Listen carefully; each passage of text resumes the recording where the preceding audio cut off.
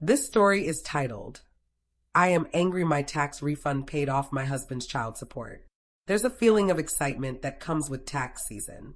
It's that time of the year when you can finally breathe a sigh of relief and look forward to that little windfall that can make a real difference, whether it's paying off a debt, saving for a vacation, or just a much-needed splurge. My husband and I were no different. We'd filed our taxes together for the last 2 years, hoping that, as always, we'd get some money back. It wasn't a huge refund, but it was enough to feel good about. At least, that's what I thought it would be. As we sat down to check the amount, I had no reason to suspect anything out of the ordinary. We had been managing our finances pretty well over the past year, or so I thought. But when I opened the bank app to see our deposit, the number that flashed up on my screen made my stomach drop. Instead of the expected refund, we had received just $175. I blinked, thinking I had misread it. I refreshed the page, but the number didn't change. $175. That's it. It wasn't nearly enough to cover the plans we had in mind. I turned to my husband, expecting some kind of explanation, but when I asked about the difference, that's when everything took a turn. He casually mentioned that part of the refund was used to pay off some of his outstanding child support debt. What? Child support? I had no idea there was even a debt hanging over our heads. Sure, I knew he had a child from a previous relationship, but he'd always assured me that everything was being taken care of. Payments were being made on time, or at least that's what I believed. For all I knew, it was just part of his monthly budget. But to hear that he had $7,000 in unpaid child support was a total shock to me. I felt blindsided, violated, and honestly used. This was our refund, our money. I had every right to be excited about it, to make plans with it. But instead, it was gone. Just like that. And I had no say in it. I don't think I've ever felt so betrayed by my partner before. He had never once mentioned this debt. Not once. I had trusted him to keep me informed about matters that affected both of us, especially when it came to finances. But apparently, this was something he kept from me. What do you mean it was used to pay off child support? I asked, trying to hold back the frustration that was building inside me. He gave a nonchalant shrug. It's done now. It's paid off. You should be happy about that. This means I can contribute more each month going forward. At first, I couldn't even process what he was saying. His response felt so dismissive. He wasn't apologizing. He wasn't even acknowledging how I felt. Instead, he was just telling me to be happy that it was all taken care of. To him, the fact that the debt was paid off meant that the situation was resolved, and therefore, I should be grateful. But to me, it felt like a slap in the face. I didn't even know how to respond. How could he not understand why I was upset? How could he be so detached from the emotional impact of this? We were partners, yet he had made a decision about our shared finances without even consulting me, without even telling me what was going on. I tried to explain to him how I was feeling, how blindsided and frustrated I was, but he didn't want to hear it. He kept repeating that this was a good thing, that now we didn't have to worry about the child support debt anymore. And while I understood that, what didn't make sense to me was that the child support didn't stop. His child was still under 18, and payments would continue. So, what was the point of celebrating that this old debt was cleared when we still had to deal with ongoing payments? I started to feel physically sick. The more I thought about it, the more I realized how deep this went. This wasn't just about a tax refund. This was about trust, communication, and fairness. I had trusted him to be transparent with me about important matters, and instead, I felt like he had kept something huge hidden. He hadn't been upfront with me about his financial obligations, and now I was paying the price, literally. But the worst part wasn't the money. It wasn't the $7,000 in unpaid child support or the $175 refund. It was the fact that when I tried to express my feelings, he got angry at me for not just accepting the situation.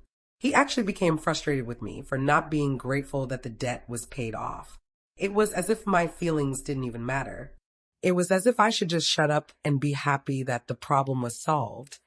Never mind the fact that it was solved at the expense of something I had been looking forward to. I don't know what's worse, the fact that this debt was hidden from me for so long, or the way he responded when I tried to talk about it. His lack of support for my feelings hurt more than the actual financial impact.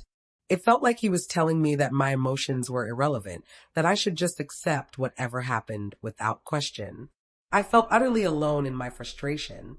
As the day went on, the anger continued to boil inside me. I couldn't stop thinking about how this all played out. I was supposed to be excited about this money. Instead, I felt robbed not just of the refund, but of the trust one had in my partner. I knew I had to do something, so I started researching options. That's when I came across the injured spouse form. I was relieved to learn that I could file this form to get my portion of the refund back. The process wasn't perfect. There was no option to file it electronically, so I had to physically mail it in. But it was something. I hoped this would help me recover at least a part of the money that I felt had been taken from me without my consent. But even as I was taking action, I couldn't shake the feeling of betrayal. This wasn't just about the money. It was about the lack of communication, the lack of transparency, and the lack of support from my husband. This situation has made me question a lot of things about our relationship, about trust, and about how we handle finances together. But more than anything, it's made me realize how important it is to have open, honest conversations about the things that matter most. As the days passed, the anger didn't subside. In fact, it started to fester even more. My husband's attitude didn't help either. It felt like he was brushing everything off as if nothing had happened, as if I was making a big deal out of nothing. He kept repeating that the debt was paid off and that we should be celebrating that the past was behind us. But that was just it. It was the past that I felt like we should have dealt with in the past. Not right now, not with my money. I spent the next few days stewing over the whole situation. The more I thought about it, the more annoyed I became. It wasn't just about the tax refund anymore. It was the principle. It was the fact that he didn't tell me, didn't include me in any decisions related to something so crucial. But even more than that, the way he kept acting like I was in the wrong for feeling betrayed made everything worse.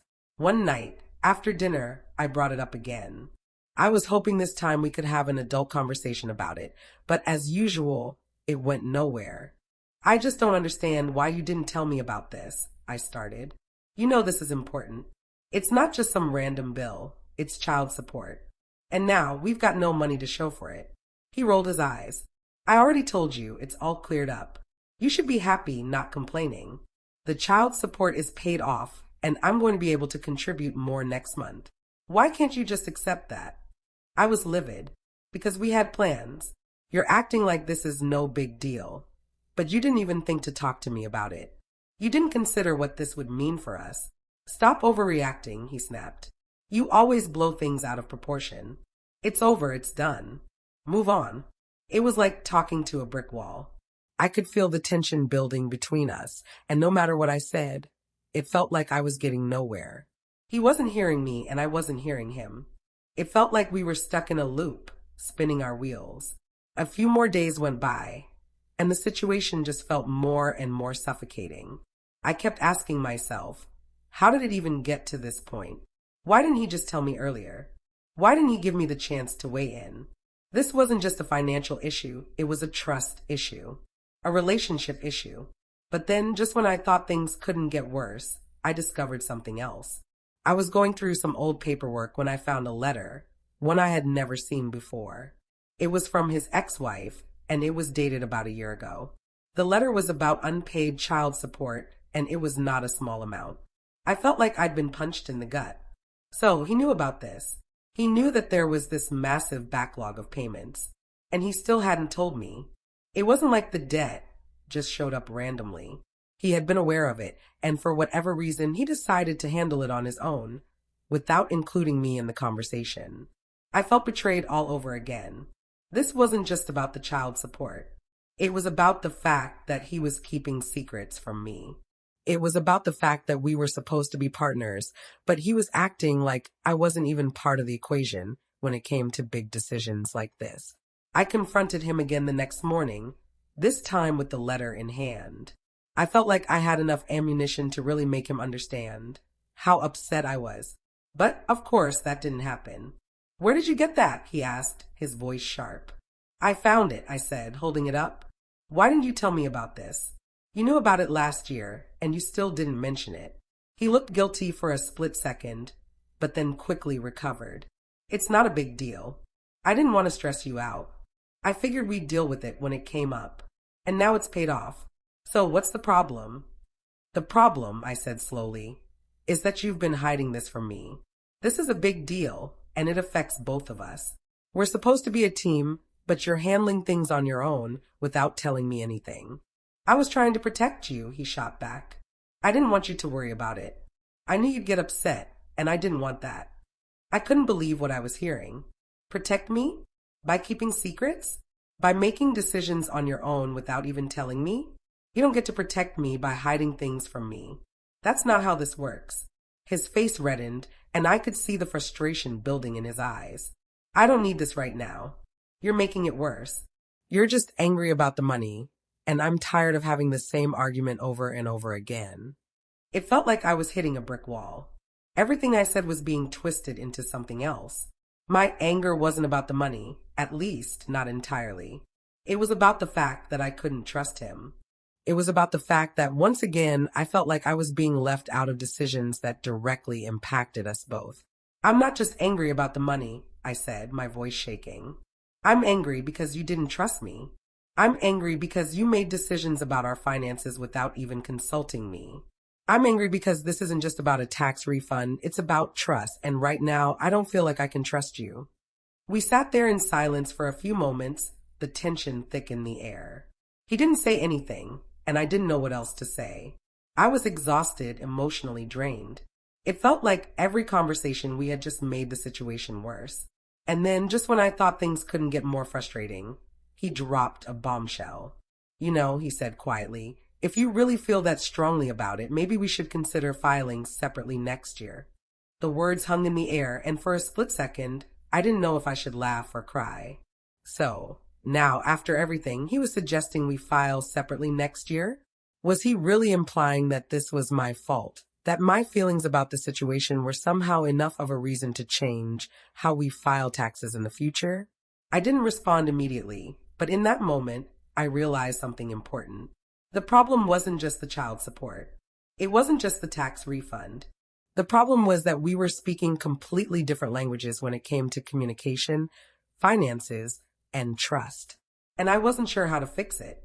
In the days that followed, I couldn't shake the feeling of isolation that had settled in my chest. It wasn't just about the tax refund anymore. It was about everything: trust, communication, and how our financial issues were being handled without my input. And it wasn't just the two of us anymore. The situation had rippled outward, affecting other people in our lives. I started to talk to a few of my close friends about what had been going on, hoping for some support. But instead, I quickly realized how divided the people around us were on the issue. Some were sympathetic to my frustration, while others sided with my husband, arguing that I was overreacting. One evening, I decided to sit down with his family. I figured if I could talk to his mom, or maybe his sister, they might be able to help me understand why he had been so secretive about everything. Maybe they would see my side and help him realize how unfair this all felt. At first, everything seemed like it might go well. I sat down with his mom, his sister, and a few of their cousins for a casual dinner. They were all smiles, asking how I'd been, how things were going with my husband. For a moment, I thought maybe we could have a normal, calm conversation. I'd been so stressed, and I needed an ally. But the moment I brought up the child support issue, things quickly shifted. I don't understand why you're making such a big deal out of this, his sister, Kelly, said after I explained how I felt blindsided by the whole situation. It's in the past now. The debt is paid. Isn't that what matters? Why hold on to it? Her words stung. I had hoped for some empathy, but instead, she seemed to dismiss my feelings. I looked around the table to see if anyone else felt the same way, but his mom and the cousins just nodded in agreement, as if they'd all been on the same page from the start. But he should have told me, I argued, trying to keep my voice steady. It wasn't just the money. It was about being kept in the dark about something so important. You're being too sensitive, Kelly said, cutting me off. You've got to understand that sometimes people don't want to worry their partners. He was just trying to protect you from stress. He didn't want you to get upset. My jaw tightened. But that's not protecting me. That's lying to me. And now, I feel like I can't trust him. There was an awkward pause. I could tell I was losing them. His mom spoke up, her voice softer, but still firmly siding with her son. I think what Kelly is trying to say is that he didn't want to burden you with the past. And it's not like he's been avoiding the responsibility. He's been paying what he could. I felt my blood pressure rise, and I had to take a deep breath to keep from snapping. But it's not about the money. I don't care about the money as much as I care about the trust. I thought we were supposed to make decisions together.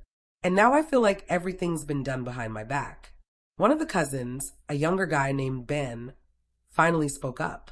Look, I get what you're saying. I mean, I don't know if I'd be too happy if I found out something like that either. But at the same time, if the guy is trying to clean up his past, why hold it against him? We all have skeletons in the closet. I couldn't help but feel frustrated. It wasn't about cleaning up the past. It was about transparency, communication, and respect. I wasn't asking for him to reveal every tiny detail of his life, but this was a big deal. And it affected us both. I felt like I had been treated like an afterthought. But then, to my surprise, my own mother-in-law, who had been sitting quietly up until now, piped up. I can see why you're upset, dear. If it were me, I'd want to know too. I understand where you're coming from. It's not just about the money. It's about the trust, the partnership. For a moment, I thought I'd misheard her. It was rare for her to speak out, especially against her own son. But her words made me feel like I wasn't completely crazy for feeling the way I did. She looked at my husband with a serious expression. John, you should have told her about this. It's one thing to handle things on your own, but when it impacts both of you, you need to communicate. My husband, who had been quiet until now, looked like he was about to argue but quickly shut his mouth. Instead, he muttered, I didn't want to drag her into it. I didn't think it was necessary. You didn't think it was necessary? I snapped. You didn't think it was necessary to include me in something that affects our finances, our future, and our trust? His mom looked between us, clearly uncomfortable with the growing tension. She stood up, her voice softer now. John, you need to think about how this makes her feel. You're both adults. She's your partner. She deserves to know what's going on. But the moment didn't last. My husband, clearly embarrassed, stood up and muttered something about needing to go check on something in the other room. The conversation shifted awkwardly, with his family members trying to change the subject, clearly wanting to avoid any more conflict. But the damage had been done. I left the dinner feeling more isolated than ever. I'd gone in hoping for support, but instead, I found myself even more confused. His family was split. His mom and Ben seemed to get where I was coming from. But the others, especially Kelly, seemed to think I was just being dramatic. They all seemed to think I should just let it go, move on, and be grateful that the issue was resolved. But for me, it wasn't just about moving on.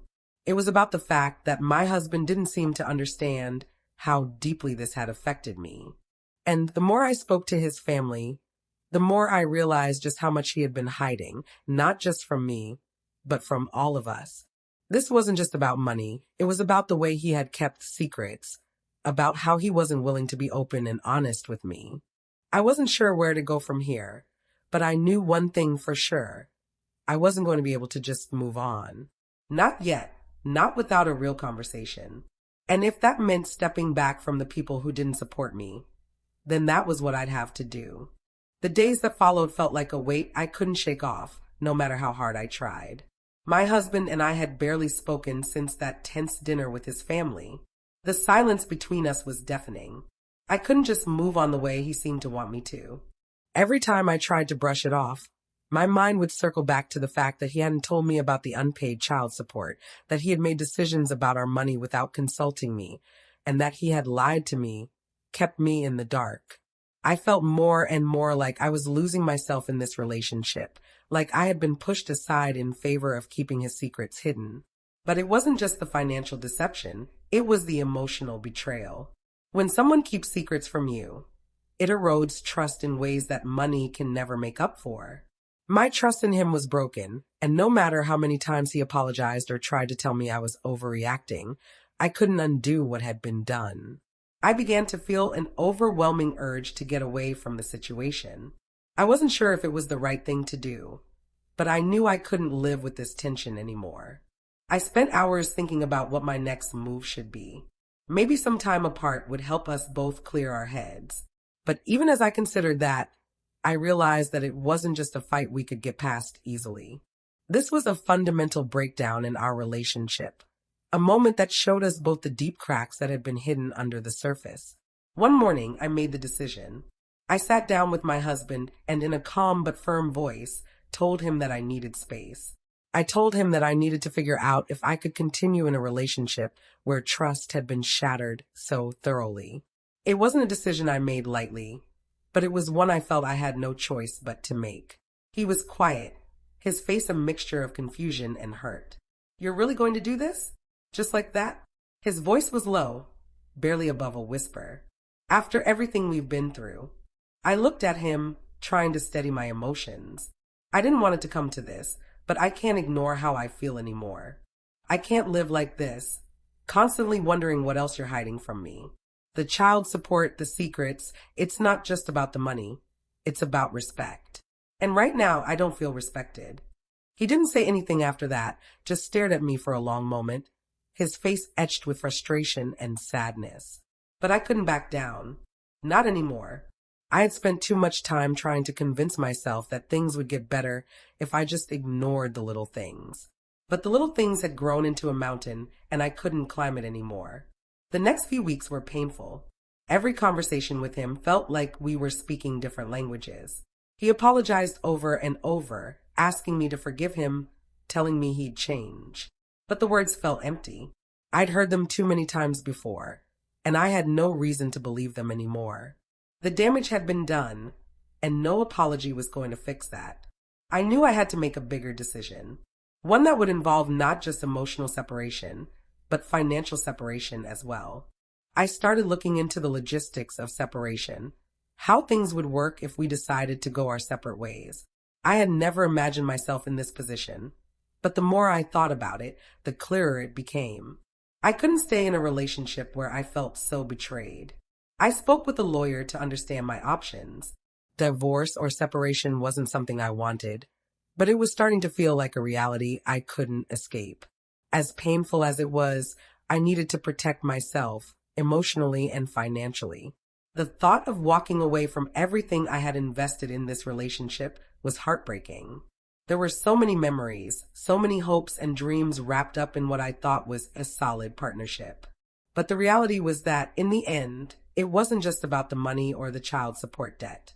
It was about his lack of honesty, his failure to respect me enough to treat me as an equal partner in our shared life.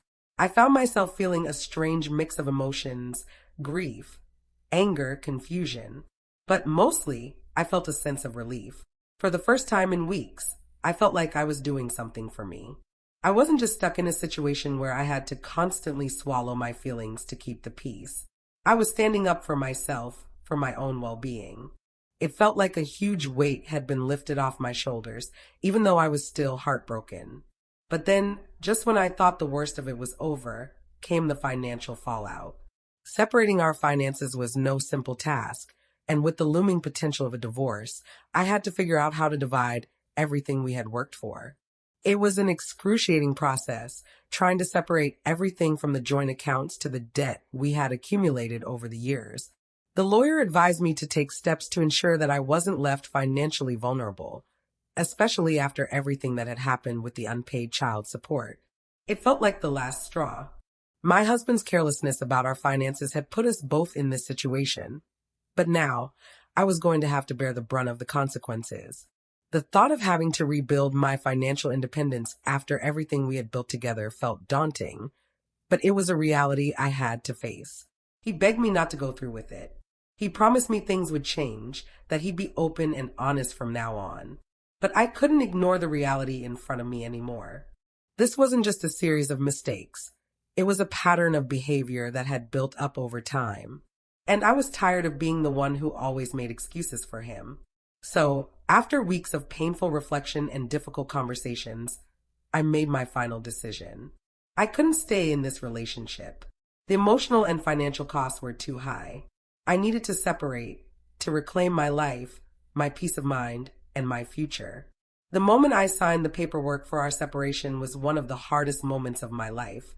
I had hoped I would never be in a situation like this. But sometimes, reality hits harder than you expect. The pain wasn't just in walking away from a relationship that I thought would last forever. It was in knowing that I had to protect myself from further harm. I don't know what the future holds, but for the first time in a long time, I felt like I was finally choosing myself. And that, at least, gave me a glimmer of hope. What do you think? Was I wrong to walk away? Or did I have every right to do so? Leave your comments below. I'd love to hear your thoughts. And if you want to hear more stories about real-life relationships, be sure to like and subscribe for more. Asterisk, asterisk.